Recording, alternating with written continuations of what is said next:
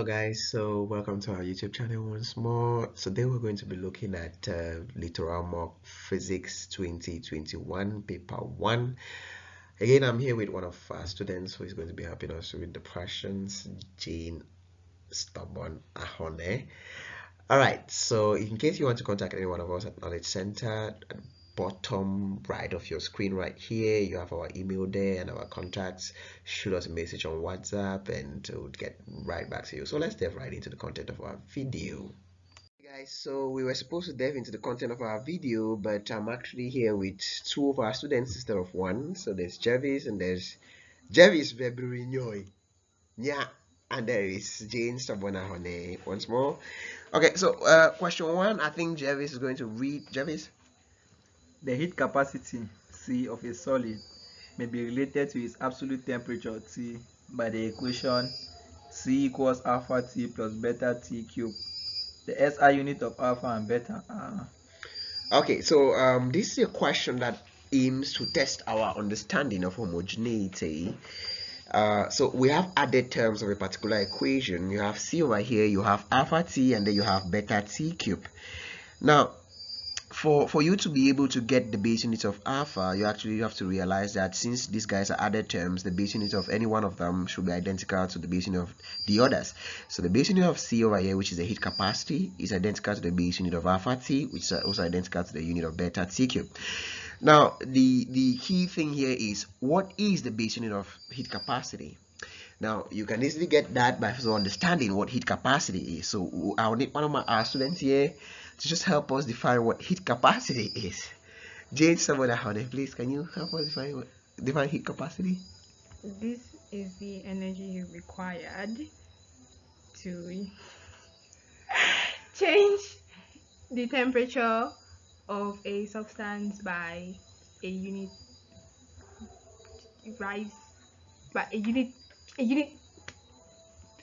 change in temperature.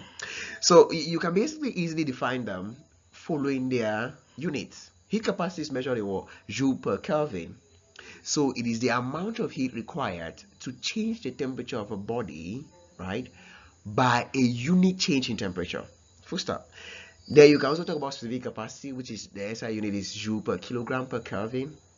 So that is the heat required, right, to change the temperature of a unit mass of a substance, because then you have joule per kilogram per Kelvin. So the heat required to change the unit mass of the temperature of a unit mass of a substance by a unit change in temperature. You go over to specific latent heat, so you can basically define specific latent heat by from its SI unit again. SI unit of specific latent heat is joule per kilogram. So why heat capacity is joule per Kelvin, specific latent heat is joule per kilogram. So then you define it as the amount of heat that is required to change the state of a unit mass of a substance at constant temperature. Alright guys, so those are the definitions. So let's solve the problem. We go ahead by saying unit of C, of course unit of this, because they are added terms, and then we go ahead by saying, of course, the unit of C is joule per Kelvin, and then we go over to unit of alpha times the unit of T, which is the Kelvin. So we go on, and then the unit of alpha here, right, we just make units of alpha the subject, becomes joule per Kelvin divided by this Kelvin, which is joule per Kelvin squared. So that's our unit of alpha, which already, because you see SI unit of alpha, you need joule per Kelvin squared, so D obviously is the answer. You don't even need to go ahead and solve for this one. It's a paper 1 question, but let's just do it there. Unit of beta, of course, is unit of C divided by the unit of T cube. So you have unit of C, which is joule per Kelvin divided by T cube. So you have joule per Kelvin raised to the power 4. So you have it all the way here. So D is our answer. So we move on. Two forces act on an object. The magnitude of the resultant of the forces is greatest when the angle between their directions in degrees is... All right, so I was just wondering if Jervis would want to explain what we're supposed to do there. So the square of the the resultant force, of two forces, F1 and F2, is basically equal to the sum of these squares, right, plus 2 times the dot product of those two forces.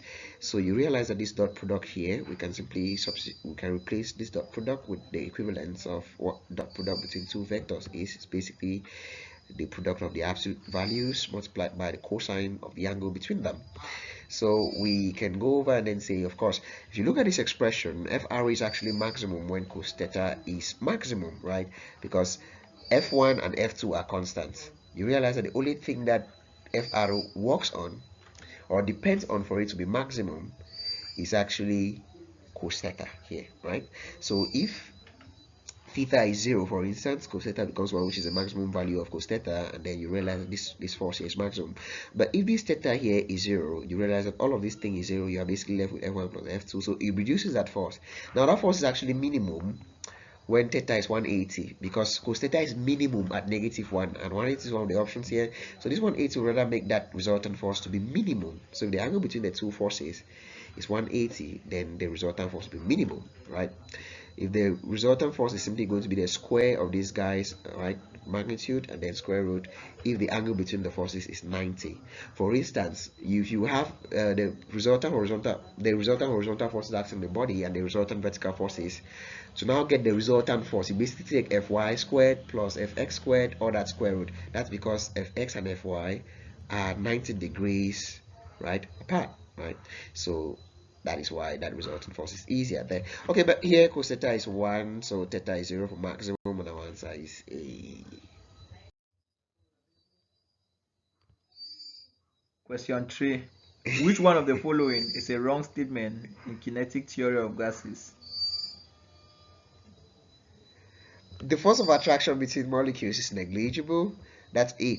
But well, before we talk about these answers, we want to just quickly look at the kinetic theory and the assumptions, of course, in deriving the ideal gas equation in the kinetic theory. So there are main assumptions of the ideal gas theory, all right, the kinetic theory. Now, there are other minor assumptions that if you state them in the GCE, you would have no mark. It's true that the molecules are considered to be almost spherical in shape. That's very true. But listen, that is not an assumption that is important in deriving the ideal gas equation. So any assumption that is not important in the process of deriving the ideal gas equation, any textbook that gives you that importance, right, or that assumption, and you state in the GC, you have no mark. All right, so the first assumption that you are supposed to know, there are 4 main assumptions you are supposed to know that are important in the derivation of that equation. The first one is that collisions by gas molecules are elastic. Well, some textbooks will say perfectly elastic. Truly, there's nothing like perfectly elastic, right? So what they really mean by perfectly elastic is just when, of course, the coefficient of restitution between the colliding gas molecules and, of course, the collision between the gas molecules and the walls of the container, that coefficient of restitution is just 1. So you say that, of course, that kind of collision is an elastic collision, all right?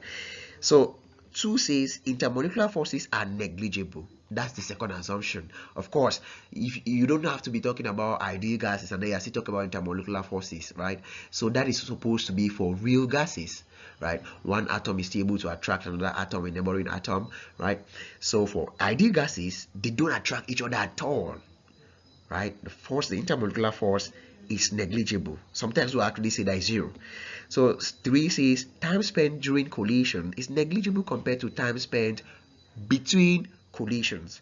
That means that the time when 2 molecules collide and maybe you start a stopwatch, immediately they are about to collide, and then immediately they leave, you stop the stopwatch, the time you get is totally insignificant compared to if after they collide you now start the stopwatch, maybe it's second stopwatch, and then you record the time the molecule is going to take until it collides with the next molecule.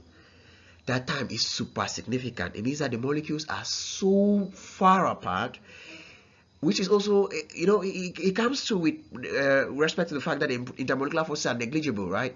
So they are able to freely wander about, such that the time spent during the collision is far insignificant compared to the time spent or perhaps is far significant compared to the time spent during collision, right? So statement 4 says the volume of a gas molecule is negligible compared to the volume occupied by the gas. Of course, that is a no-brainer there, right? The volume occupied by the gas is basically the volume of the container. So if I get an empty 20-liter container, the volume of the gas is basically 20 liters.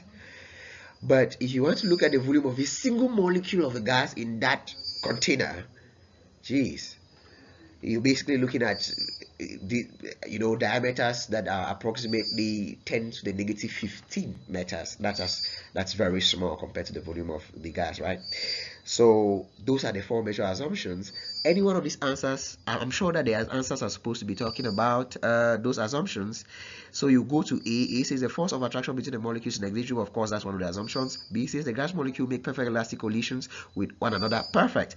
That's one of the assumptions. C says the volume occupied by the molecule of the gas is negligible compared with the volume of the gas, right? So the volume occupied by a molecule is negligible compared to the volume of the gas. Correct. That's one of the assumptions.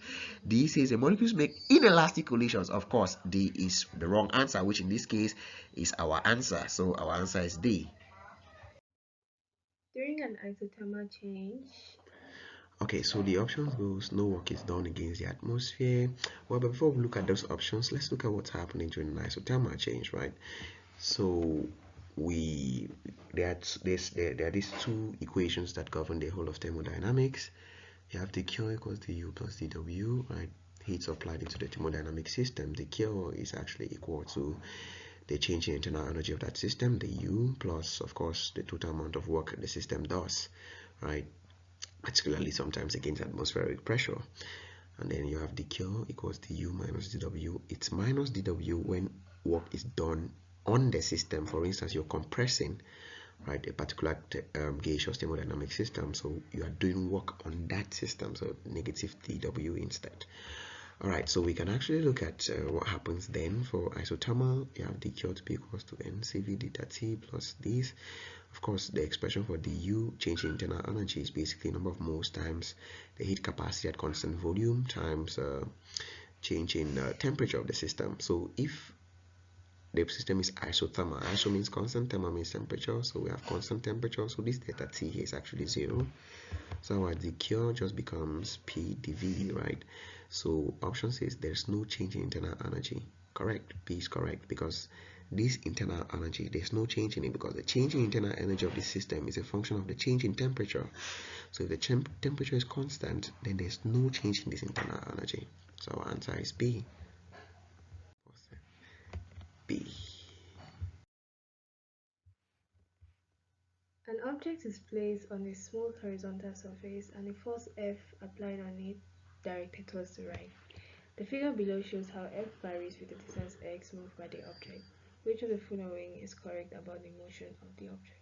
Okay, so let me just say a bit. If we have a graphical problem in physics, there are two things that are important in any graphical problem you have: the area under the curve or under the graph, and the slope at any given point of that graph, right, or that curve.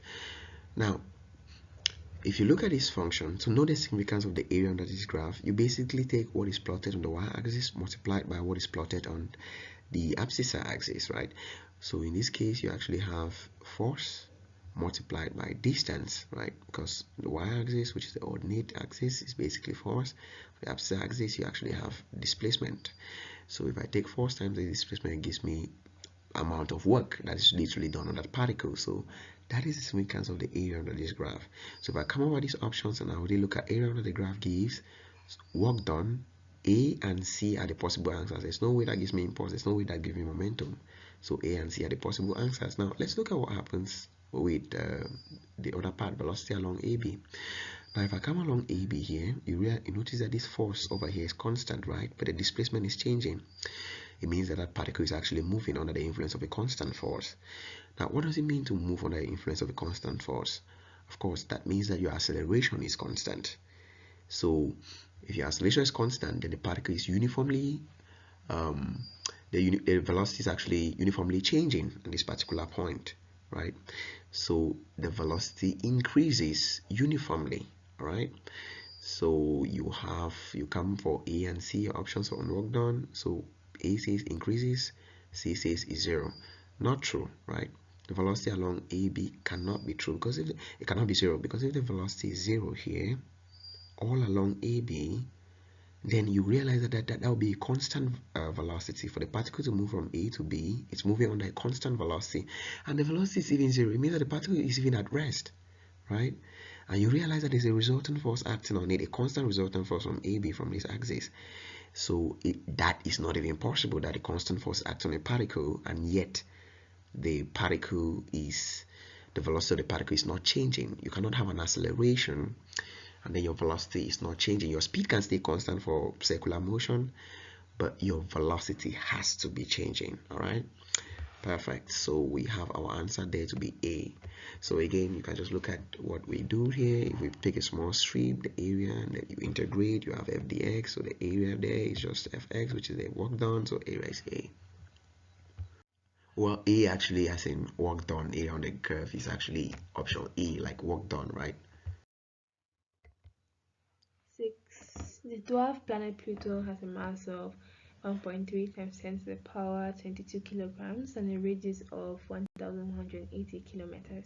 The intensity of Pluto's gravitational field in Newton per kilogram on its surface is. Yeah, you joke. All right, so we have that, and we want to find the field intensity on its surface.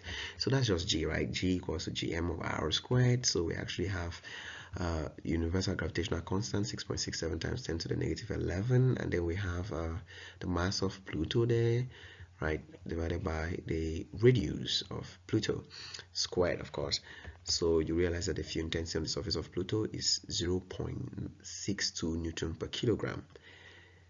That is almost like, well, 1/3 the surface field intensity on the moon. So this is actually one of the reasons why scientists actually had to degrade Pluto from planetary statuses to just a rock orbiting our star, the sun. So because I mean, you look at the properties of Pluto, its field intensity and its size, even our moon, which is another rock that is just trapped in the Earth's gravitational field, is a lot more significant than Pluto, and then it crosses the orbital path of so many other planets that in any behavior of a planet. So yeah, some of the reasons why Pluto was pushed out of the planetary series, right? Back when I was in primary school, there were 9 planets. Now there are just 8. Pluto. 7. In figure 2, a potential difference is applied between the two metal plates separated by a distance d. If d is doubled without altering v, the speed of the electric field between the plates will be. Okay, so again, we just have to apply some basic formulas here. So the field intensity, okay, the region between power plates of a capacitor actually generates, it's an example of a uniform electric field. All right, so because uniform, you can actually just take the change in potential divided by the distance between those plates. So you actually realize that we have V over D. So for our new field intensity now, right, where we're doubling this distance, we actually see our V over 2D there. You realize that our new field intensity will just be half V over D, where V over D again is our original field intensity. So our new field intensity will just be half E, right? So it is B. Identify the incorrect statement among the following.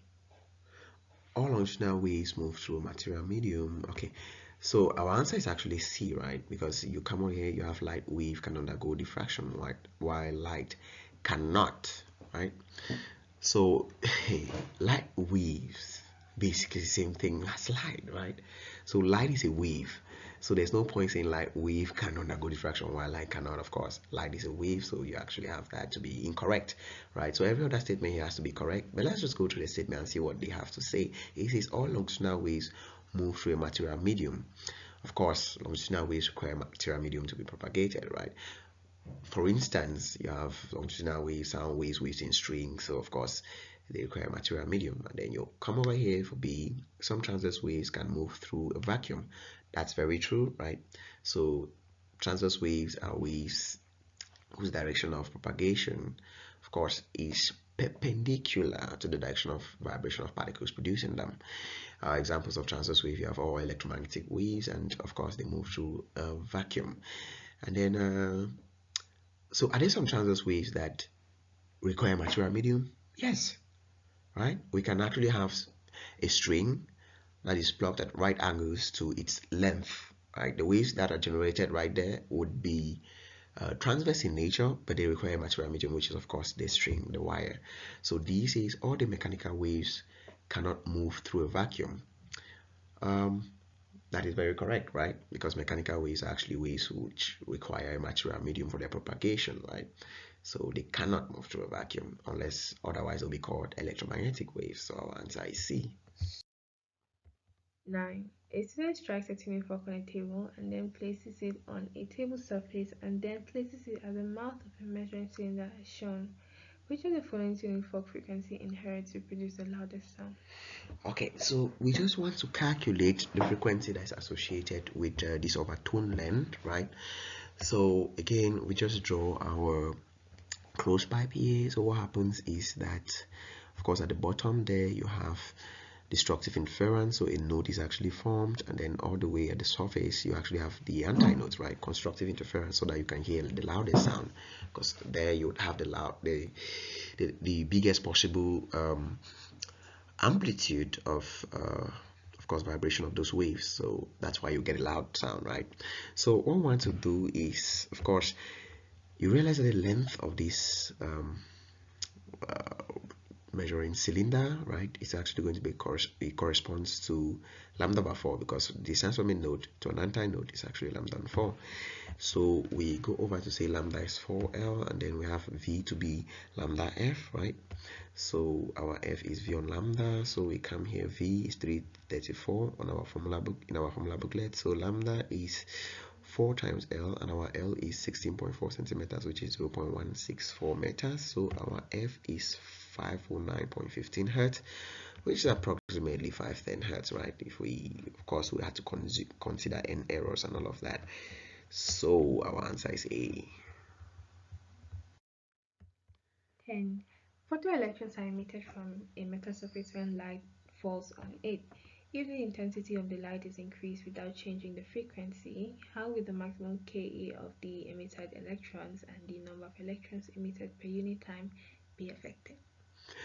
Okay, so we want to increase the intensity of the light, right? If the intensity of the light is increased without changing the frequency.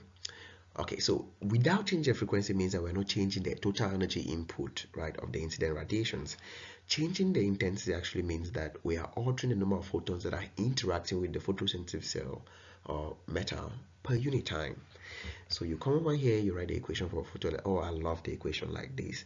HF minus HF0 equals to half mv squared. You write the equation like this, it really brings out the sense in photoelectricity, the total energy, right, of the incident radiation. You actually subtract the work function of the metal, right, like the surface potential, right? So because total energy actually has to do work to liberate the electrons, right, from the electrostatic forces of attraction that bind them to the positive nuclei. Then all of the remainder of this energy difference basically goes to give you the kinetic energy of those electrons. It's beautiful when the equation is written like this. So if we increase the intensity, what we are saying is that all of these energies here are unaffected. What happens is we're basically increasing the number of photons that are hitting that surface, thereby increasing the number of electrons that are ejected. So if that maybe photosensitive plate is actually connected to a circuit, you realize that photoelectric currents will be produced.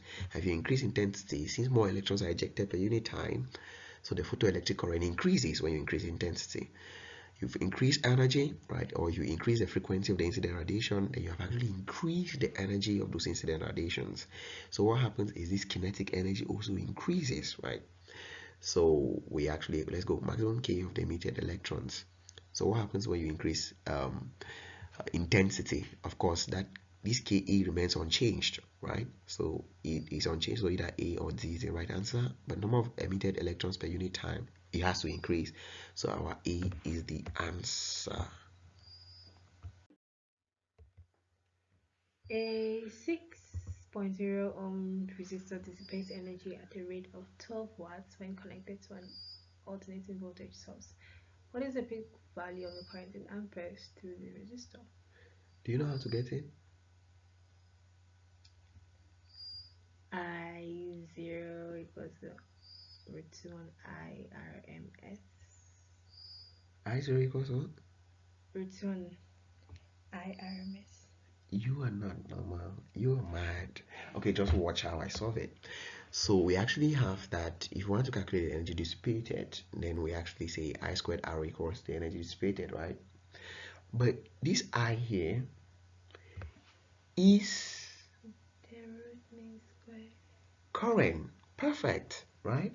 Because root mean square current is the current that represents the DC current that would have dissipated the same amount of electrical energy like the alternating current in the circuit, right? So this root mean square current actually represents that DC current. So let's get that I to be, of course, E over R square root here. So we go ahead and then that I is 12 on 6 root.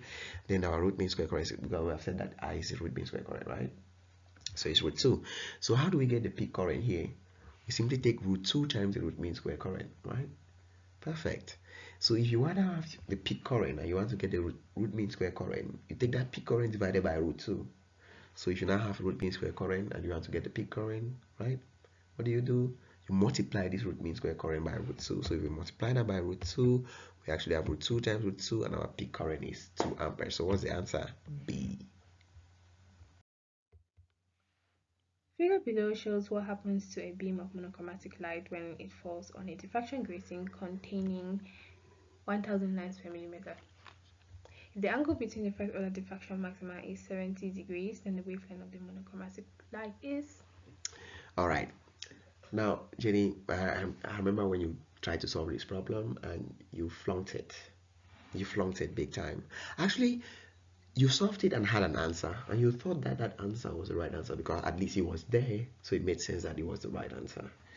Well, you didn't see flaws in your physics, so hope that you guys watching would follow up and not make the same mistake Jenny over here did.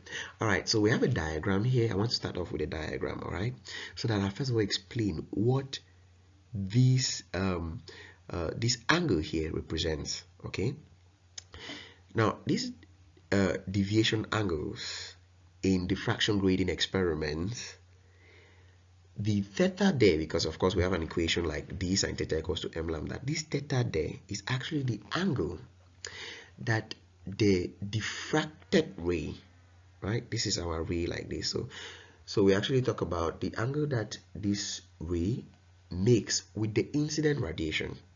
That is what this theta represents. So we're talking about the first order maxima, right? So the angle that this first order maxima ray of light actually makes with the incident ray, theta. So you realize that if I divide this guy by 2, this is my incident ray like that. If I continue, it's going to bisect this angle. So if I divide this angle by 2, then I have this theta, right? So you come over to my little diagram here.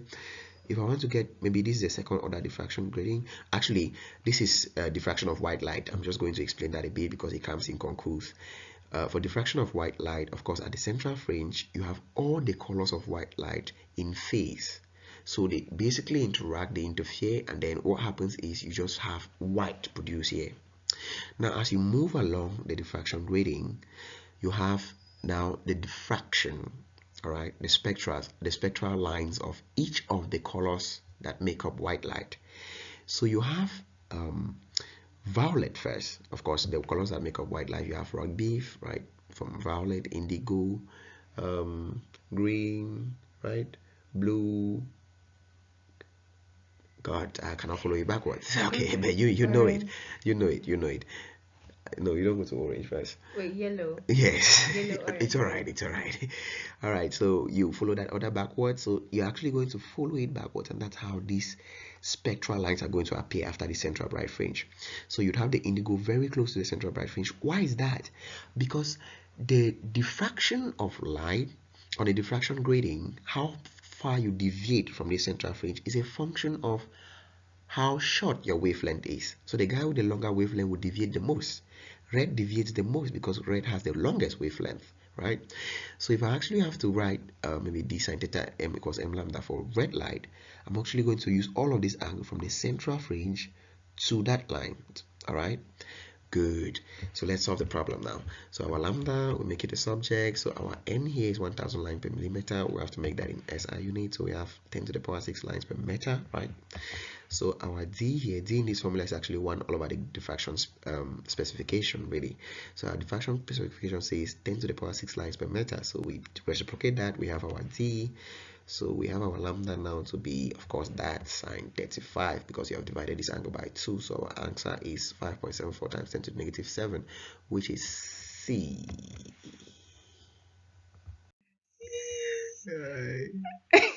Read. Okay, figure below is a battery connected in series with a 2 ohm resistor. So If if the this voltmeter, potential reads 12 volts when the switch is open and 8.0 volt when the switch is closed, the internal resistance of the battery is? okay, so when the switch is open, right, what this voltmeter reads is the EMF of this remember we were doing revision yesterday in Central Rest and we were talking about this. So EMF is actually the PD of a battery in an open circuit, really. And then the voltmeter reading of the battery, all right, of the PD across the battery in a closed circuit becomes now the terminal PD. Good, but we say if you have to ask, if you're asking the exams to differentiate between EMF and PD, you say EMF is the work done per unit charge leaving the source in converting other forms of energy into electrical energy, while PD is the work done per unit charge entering a particular circuit component in converting electrical energy into other forms of energy, right? So let's solve the problem. So E is 12 volts. That's what that means. In an open, if the switch is open, the value of the voltmeter is the EMF. Now when the switch is closed, the voltmeter now reads terminal P, the P that is applied to this 2 ohm resistor, right? So it's 8 volts. So you realize that E minus IR equals to IR, right? You know this formula, right? From Kirchhoff's law, right? Good. So we have our E is 12, our terminal PD is 8, so we actually have our R to be 4 over I, which is, now how do you get this I? Remember that this terminal PD, which is 8 volts, is the PD that is applied to this 2 ohm.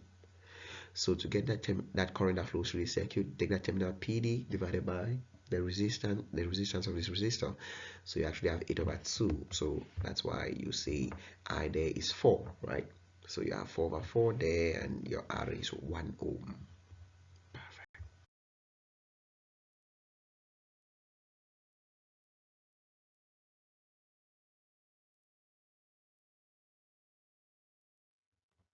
Figure below shows how potential energy V of two solids in a solid. Two molecules in a solid varies with their separation. So you actually have, of course, this is the graph.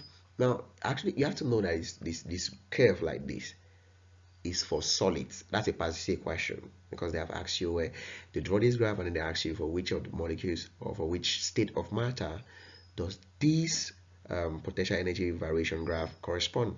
So you had gases for solids and gases for all the states of matter. It's for solids. All right. Wait, so it's possible to have for a gas and a liquid because you said this one is for solids. No, I'm saying that now for a gas, right, and those liquids, guys, Yeah. you have their separation already. So far, you cannot talk about their separation at equilibrium position. I mean, those guys are the separation of molecules in a gas and in liquid is already very far off, right? So for a solid, it's possible to look at their separation around the equilibrium position, because then, like, perhaps you're stretching the material. So you're altering the intermolecular the intermolecular spacing of that material. So you can get when the atoms are, of course, a diameter apart. So when the material is on stretch, when it's at rest, basically. So you have the atoms a diameter apart. So when you start stretching, you're now varying this guy under the influence of a force. Good. So let's look at what's happening. Like, this is a small curve here. You have F, and then you have potential energy, and then it's varying with distance. So you realize that the potential energy between those molecules is actually minimum at the equilibrium separation. Equilibrium separation is actually when, of course, the net force between the atoms is actually 0 for this curve. That's why this curve cuts the distance axis at this particular point. So we can just go on to discuss that, of course. When the atoms are at a distance that is smaller than the intermolecular separation, so we have all this up all along this positive side of the force axis, or perhaps, yes, the force axis, you realize that the intermolecular force there is repulsive. Now, the moment you cross this equilibrium separation, the intermolecular force becomes what? Attractive. Of course, the attractive intermolecular force is long range. The repulsive intermolecular force, of course, is short range. That's why when the atoms are very close to each other, the short range intermolecular force takes over, which is repulsion, right?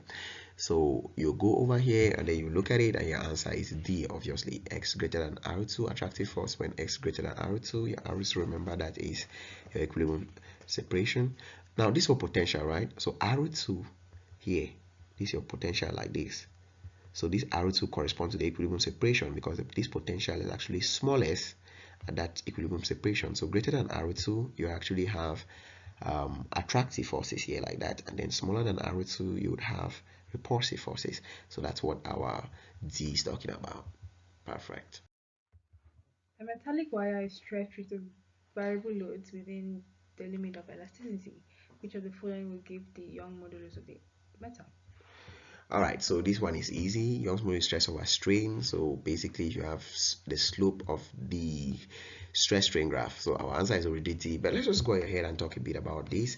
Stress is force over area, strain is extension per unit length. So you have Young's modulus to be FL over EA. Now F here is actually EAE over L, right? So you actually have, now they don't tell you this in high school, but the truth is you use lambda, which is the modulus of elasticity, math mechanics, and then in physics you use Young's modulus. Now if I multiply Young's modulus by the cross-sectional area of that material, it gives me the modulus of elasticity, which is what you use in math mechanics. So that function, that particular physical expression that you have in math mechanics like that is just the Young's modulus of the material times the cross-sectional area. So we can actually go on and then relate that back to Hooke's law. So according to Hooke's law, F is Ke, right? So you realize that Ke can be equals to lambda E over L, because if you equate those for expressions of force, you realize that your K is lambda over L. So in math mechanics, they can give you modulus of elasticity and then they ask you to calculate the spring constant. So that modulus of elasticity divided by the length basically gives you the spring constant of your material. So again, our answer was already D. The half-life of iodine 131 is 6 days and it decays by beta emission. The activity of a certain sample of this isotope is measured to be 64 becquerels. Identify the wrong statement among the following. Okay, I probably think this question actually meant the right statement among the following, because 3 statements here are actually wrong and only 1 is right, right? So let's just go through. D, let's start with D. If the number of iodine atoms in the sample increases, the half-life also increases. That's not true. Half-life is not a function of the number of atoms that are present, right? It doesn't matter how many atoms are there. Half-life is basically the time taken for that number of atoms to drop to half their original value. Simple. So C says, so this statement is actually wrong. This is wrong. C says after 40 days the activity of the sample becomes 4 becquerel. That's not true. How do I know that? Now come here. The original activity is 64, right? The final activity according to C is 4. If I get the ratio of the original to the final, I'll have 64 over 4, which basically gives me 16. Now 16 is actually 2 to the power 4. So our end day is actually just 4. So you realize that if I take 4 times this half-life, 4 times this 6 days, it gives me 24. So it takes 24 days for this activity to drop to 4 becquerels, not 40 days. C is wrong. B says it takes 8 days for the activity to reduce to 32 becquerels. That's not true. Remember that the original activity is 64. So half of 64 is already 32. And for it to drop to half its original activity, will take the half-life, which is just 6 days. So B is rather talking about 8 days. Not true. A says as time goes by, the number of iodine 131 in the sample also reduces. Of course, that's true, right? Because iodine 131 is decaying into something else. So if it's decaying, for instance, maybe to let's say to Janie, iodine 131 is decaying to Janie, right? So over time, you would be having more of Janie in that particular medium than you're having iodine 131, right? Good. Don't look at me like that. Okay, so T half, then you have that. So this is just what I was explaining. N0 over N finite 2 to the power N. So we actually have, so these are the 2 equations that I always tell students to use to solve any radioactivity question that they would see. You have T over T half to be equals to N, N0 over N final to be equals to the power N. So yeah, basically just playing with those formulas. So N finite. There's also T equals to ln 2 on lambda. T half actually equals ln 2 on lambda. Okay, so answer is A. The wavelength of two electromagnetic waves X and Y are 124 nanometers and 621 nanometers respectively in a vacuum. Identify the correct statement among the following. Okay, so correct statement. First off, let me just show you something. This the spectrum, right? So in a small part of this electromagnetic spectrum, you have visible light. And then under visible light, you can actually look at the spectrum of visible light. Many calculations you do in A-level physics where they are talking about you identifying radiations in the EM spectrum would usually be around the visible light region, because of course all the experiments you do in high school are based on of course the visible light region of the electromagnetic spectrum. In fact, it's only until recently that NASA started doing space exploration in other zones of the EM spectrum, like the infrared. Right, recently, I think that's last month, the JWST was launched, and of course it had to study data in the universe based on the infrared region of the EM spectrum. So if we come over here, X has a smaller wavelength compared to Y has a longer wavelength. So you realize that the longer your wavelength is, the smaller your energy, and your smaller your frequency too. So X definitely has more energy than Y. So a photon of X is more energetic than a photon of Y. Correct. So every other thing is wrong. Both X and Y fall within the visible light. That's not true. The visible light spectrum ranges from 400 nanometers, 700 nanometers.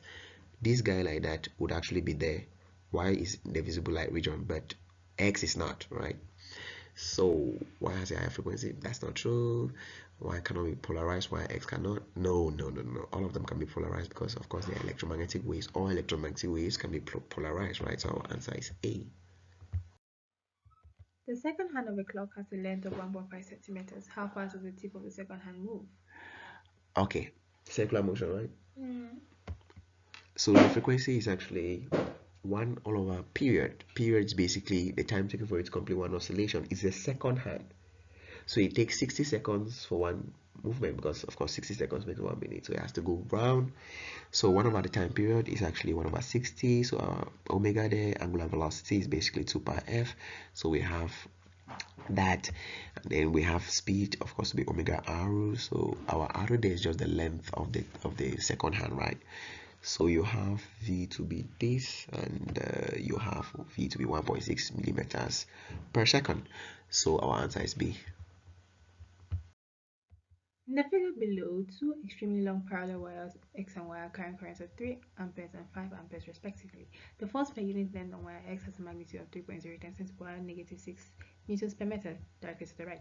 The force per unit length experienced by wire Y is... Okay, so this is really, really easy. Now, if you have power current conductors, right? You have power current carrying conductors like this, you realize that wire X creates a magnetic field about it. Of course, you can determine the direction of the magnetic field by using the right hand grip rule, and then wire Y also creates a magnetic field about it. Now, wire X exists in the magnetic field that is created by wire Y, and wire Y exists in the magnetic field that is created by wire X.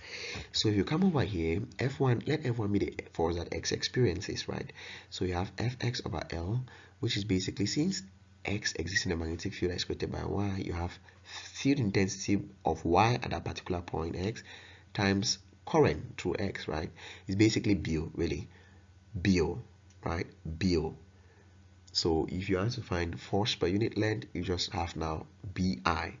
So the B there is for that of Y, because X exists in the magnetic field Y creates. So IX is the current that flows through that guy. So our F1 is basically, so what is B? The field intensity that Y creates. How do I calculate the field intensity that Y creates? Of course, we know that it's mu IY, or that over 2 pi R. So now times our Ix. So that's the force that wire 1 experiences, force per unit length wire 1 experiences, mu Iy Ix 2 pi R. So for wire 2 is the same thing. So Y exists in the magnetic field that X creates. So we actually have Fy over L Bx over R times Iy. So Bx instead, because of course this guy is in the magnetic field this guy creates. So we have F2 to be mu Ix Iy over 2 pi R. Now what you realize is that these forces are equal, right? The forces are equal. So the force that this guy experiences is the same force that this guy experiences, right? We exert equal and opposite reaction forces.